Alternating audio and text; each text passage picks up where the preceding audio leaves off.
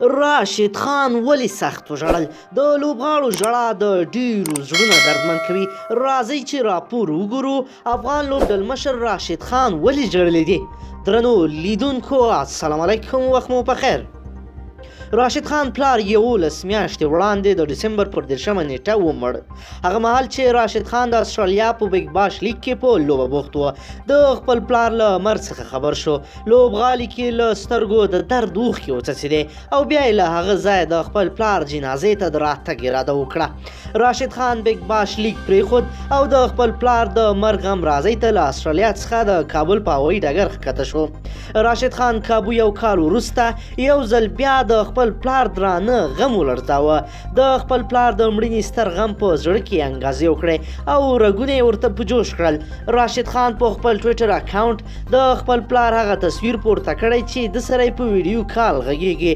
پلار یې مخامخ موبایل نیولی چې د راشد خان انځور ورته ښکاره او خبرې ورسره وکړي. راشد خان په ټویټر له دغه انځور سره لیکلي: هی پلاره، دا زه یم پلاره، زه فقط تا ته دومره وایم چې نن مې ډېر زیات یادېږي. هر کرکټ لوبغاړی په ژوند کې له ډول ډول ستونزو سره مخ کیږي، کله خفګان، کله خوښۍ، کله له لوبې لرې پاتې کېدل، کله په لوبې کې ځلیدل، کله ټکېدل او کله د خلکو زیاتې مینې او نفرتونو سره مخ کېدل. دا په لوبو کې شته.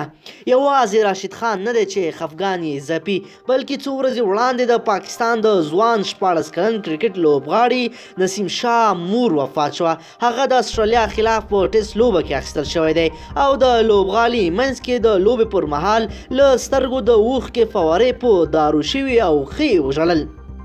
یو کال وړاندې د راشد خان د پلار مړینه د ورزشي رسنیو د سرټکی وه. پرون د پاکستان لوبغاړي د مور مړینه د رسنیو سرټکی ګرځېدلی وه او نن یې راشد خان ټویټ یو ځل بیا د رسنیو لپاره تود خبر شو.